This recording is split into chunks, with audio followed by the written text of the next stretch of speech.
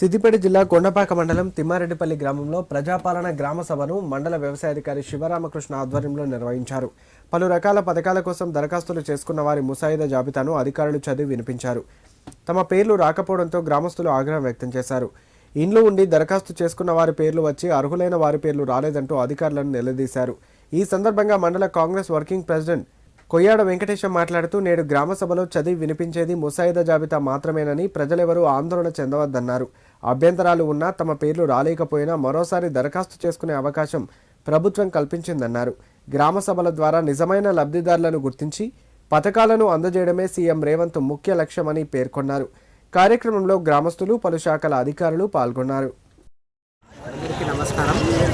ప్రజాపాలనలో భాగంగా ప్రభుత్వం ప్రతిష్టాత్మకంగా తీసుకొని ప్రజలకు చేరవేయాలనుకున్నటువంటి 4 ముఖ్యమైన స్కీమ్ల గురించి ఈరోజు తిమ్మారెడ్డిపల్లి గ్రామంలో గ్రామసభ నిర్వహించి ముసాయిదా జాబితాలను గ్రామస్తులందరికీ తెలియజేయాలనే ఉద్దేశంతో ఈ తిమ్మారెడ్డిపల్లి గ్రామంలో ఈరోజు గ్రామసభ నిర్వహించడం జరుగుతుంది.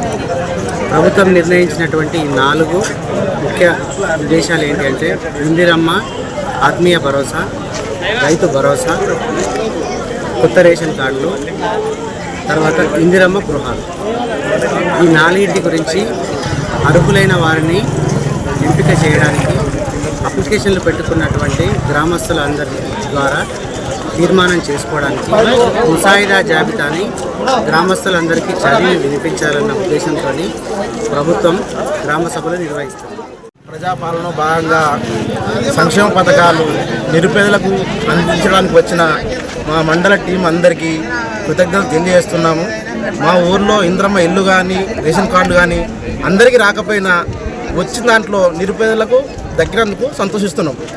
ఈ పాలన ఇదే విధంగా కొనసాగి మా రైతు ప్రభుత్వము కలకాలం వర్ధిల్లాలని మా కాంగ్రెస్ పార్టీ తరఫున కోరుకుంటున్నాం. ముఖ్యమంత్రి రేవంత్ రెడ్డి గారి ఆధ్వర్యంలో సంక్షేమ ఫలాలు నిరుపేదలకు అందుతున్నందుకు చాలా సంతోషం.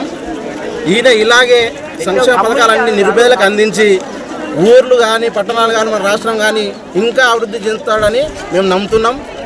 ఇవాళ మా ఊరిలో ఏదైతే సంక్షేమ ఫలాలు ఉన్నాయో ప్రతి నిరుపేదకు అందింది కాబట్టి మా పార్టీ తరఫున, ఊరి తరఫున మా రేవంత్ రెడ్డి గారికి ధన్యవాదాలు తెలుపుకుంటున్నాం.